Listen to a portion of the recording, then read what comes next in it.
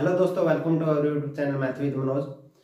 थोड़ा सा आजकल एक हाइप चला हुआ है कि ओमिक्रॉन की वजह से जो अपना एसएससी सीजीएल मेंस 2020 होने वाला था कि वो पोस्टपोन हो गया है, लेकिन ऐसा कुछ नहीं हुआ भाई। साइट पर ऐसा कोई नोटिस नहीं है जिससे ये कहा जा सके कि ये पोस्टपोन हुआ है। और जब तक कोई नोटिस नहीं आता भाई, हमें यही मान के चलना है कि हमारा जो एग्जाम है वो एग्जैक्ट उसी डेट पे होगा जो एसएससी ने बोल रखा है 28 जनवरी को। तो हमें उसी के हिसाब से तैयारी करनी है और इन चीजों पर ज्यादा ध्यान नहीं देना है भाई। अपनी तैयारी करते रहे लगातार। और इस टाइम जो ये आपका लास्ट का टाइम है, ये बिल्कुल कीमती टाइम है भी आप लोगों का। तो आप थोड़ा सा अपने जो सोशल मीडिया की जिंदगी है उससे दूर हो जाइए। ज्यादा टाइम फोन पे मत बिताइए भाई। पढ़ने के लिए यूज करना है तो करो, नहीं तो फोन को एक साइड रख के अपनी तैयारी करते रहें।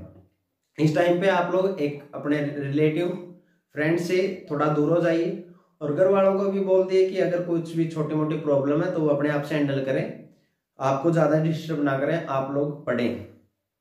और इस लास्ट टाइम पर पढ़ने का मतलब यही है कि आप ज्यादा से ज्यादा टेस्ट लगाएं भाई। और अब प्रीवियस ईयर टेस्ट लगाना शुरू करते हैं भाई। मॉक जितने आप लोगों ने लगाने थे लगाए हैं, वो अच्छी बात है।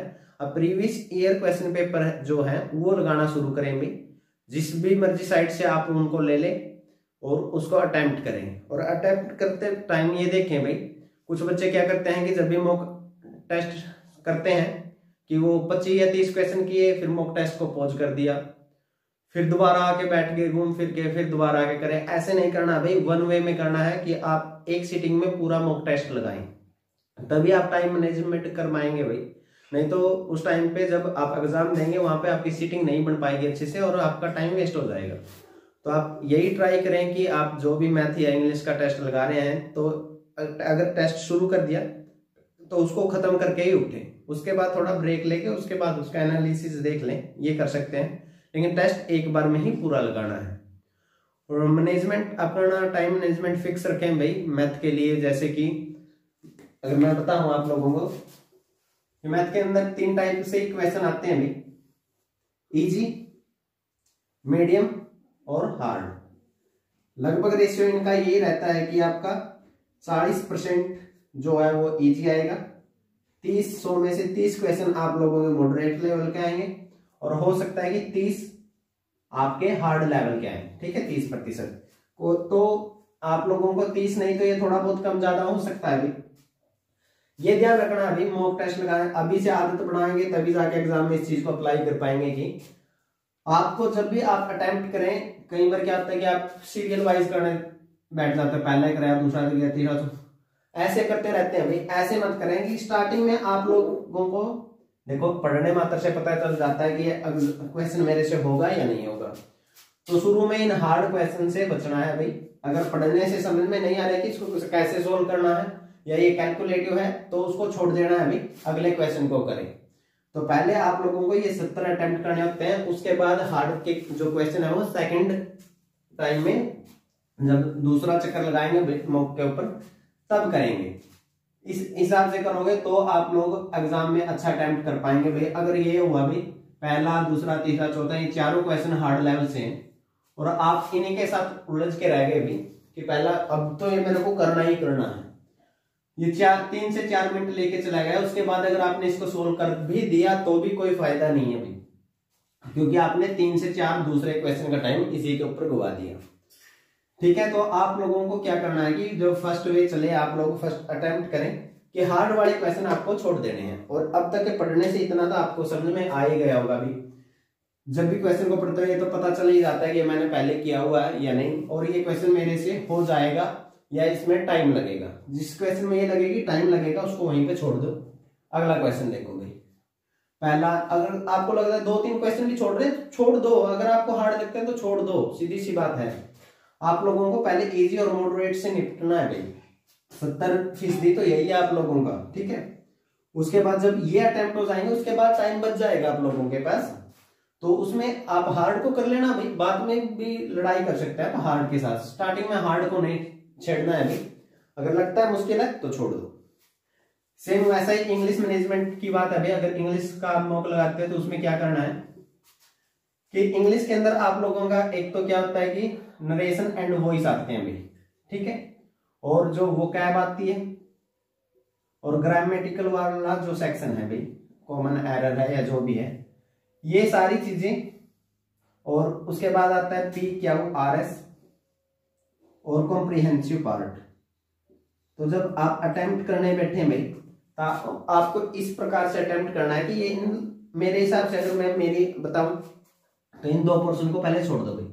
पहले इस जो वाला पोर्शन है, ये वाला पोर्शन है, इसको अटेम्प्ट करो। और ये लगभग आप लोगों का जो PQRS और कॉम्प्रिहेंसिव पार्ट से अलग है, ये आप लोगों का 1 घंटे के अंदर खत्म हो जाना चाहिए। इस हिसाब से आपको तैयारी करनी है और 1 घंटा आपको इन पे लगाना है, क्योंकि ये वाला पार्ट है भाई, PQRS और कॉम्प्रिहेंसिव पार्ट है, ये टाइम कंज्यूमिंग है।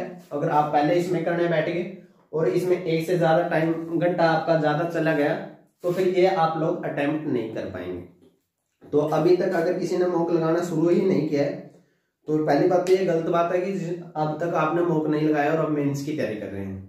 लेकिन फिर भी कोई बात नहीं, अगर अब तक जो किया है ठीक है, उसका बेनिफिट आपको जरूर मिलेगा जो अब तक आप लोगों ने तैयारी की है। लेकिन अब अपनी तैयारी को और अपने नंबर को अगर इंप्रूव करना है, तो आप प्रीवियस ईयर क्वेश्चन पेपर लगाना शुरू कर देंगे। प्रीवियस ईयर क्वेश्चन पेपर सिर्फ यही लगाने हैं भी आप लोगों को। ये आप लगा सकते हैं, आप 17 से स्टार्ट कर दें भाई, 17, 18 और 2019 के जो मेंस के क्वेश्चन आए हैं भाई, मेंस के पेपर है वो लगा लें। ज्यादा ध्यान मेरे हिसाब से आपको अब मैथ पे देने की जरूरत है भाई। इंग्लिश अगर आप पढ़ रहे हैं भाई, तो आप लोग इंग्लिश को तो 2 घंटे में अटेम्प्ट कर देंगे अगर इस फॉर्मेट से करेंगे आराम से। मैथ में थोड़ी दिक्कत आएगी कि कैलकुलेटिव क्वेश्चन आते हैं, हार्ड क्वेश्चन आते हैं। तो कैलकुलेशन के लिए मैंने आप लोगों के लिए डिजिटल सम की एक वीडियो डाल रखी है, इसका लिंक डिस्क्रिप्शन में भी आपको मिल जाएगा। वो वीडियो जरूर देख लें भी, वो आपकी काफी हेल्प करेगी कैलकुलेशन में। और जो अटेम्प्ट करने का तरीका वो मैंने आप लोगों को बता दिया। तो अब आप लोगों को सिर्फ क्या करना है, previous year question paper attempt करने हैं। हो सके तो दिन में 2 करो भाई, एक मैथ का एक इंग्लिश का। नहीं तो ये कर सकते हो कि मैथ का जो तो एक डेली लगाना है, इंग्लिश का एक दिन छोड़ के एक दिन लगा लो। और अपनी जो भी वीक पॉइंट आप लोगों को लगता है कि ये क्वेश्चन नहीं आया, उसको नोट डाउन करो। जो भी वीक पॉइंट इंग्लिश में मिलते हैं उनको भी नोट डाउन करो और उनकी प्रैक्टिस भी करो। तो यही एक स्ट्रेटजी है जो आपके लगभग कम से कम मेरे हिसाब से 40 से 50 नंबर इंप्रूव हो जाएंगे अगर ऐसे करोगे आप लोग। दूसरा, प्रीवियस ईयर के क्वेश्चन पेपर करोगे तो आपके नंबर उनमें जो आएगा उससे आपका लेवल पता चल जाएगा आपको कि आप कहाँ पे स्टैंड करते हैं और आपको कितनी तैयारी की और जरूरत है, कितनी मेहनत की और जरूरत है। और जो मॉक लगाते हैं, नॉर्मल मॉक लगाते हैं, उनमें क्या होता है कि कुछ क्वेश्चन इरिलेवेंट होते हैं, कुछ तो मॉक टेस्ट ही इरिलेवेंट होते हैं, बहुत ज्यादा हार्ड क्वेश्चन उनके अंदर डाल दिए जाते हैं। तो उसके आप का क्या होता है, मनोबल टूट जाता है भाई, कॉन्फिडेंस वीक हो जाता है कि मेरे तो सिर्फ 200 में से इंग्लिश में 160 ही बन रहे हैं भाई, मैथ में मेरे तो सिर्फ 130 ही बन रहे हैं, जिससे आप क्या डिप्रेशन में चले जाओगे। डिप्रेशन में नहीं जाना भाई, आप लोगों को सिर्फ प्रीवियस ईयर के मॉक टेस्ट लगाने हैं हम, जो भी लास्ट के आपके 15 से 18 दिन बचे हैं उनके अंदर। इससे आप लोगों का एक तो आइडिया हो जाएगा कि कैसा एग्जाम आता है।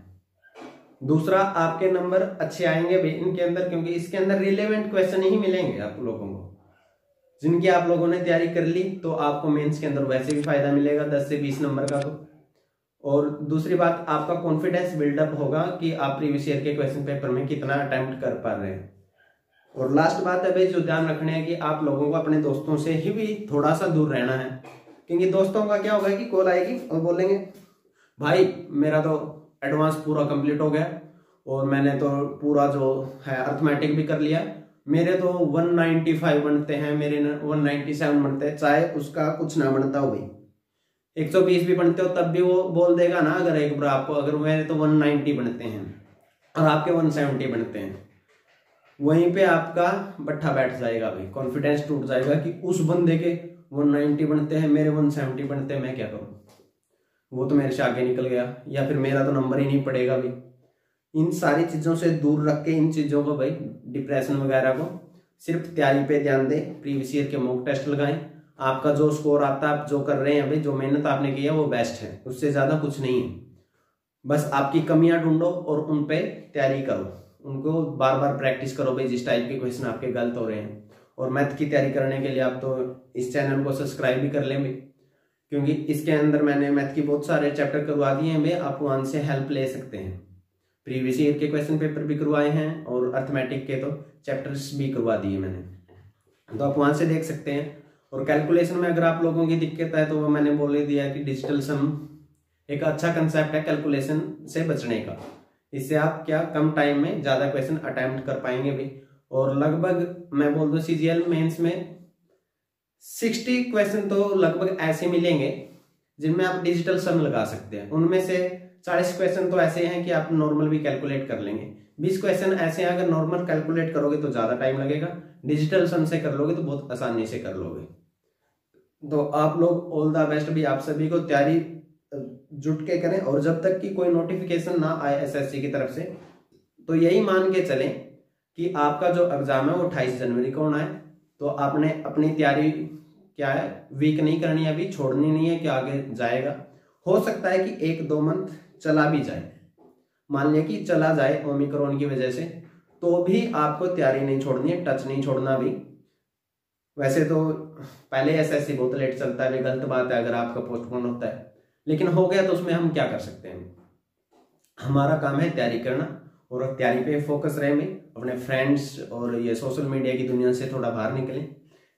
फोन को जितना हो सकता है पढ़ाई के लिए यूज करना है तो करो, इसमें मॉक वगैरह लगाते हो या कुछ भी देखना है आपको वीडियो वगैरह देखने तो ठीक है, नहीं तो इसको स्विच ऑफ करके पढ़ने के टाइम में स्विच ऑफ करके दूर रख दो।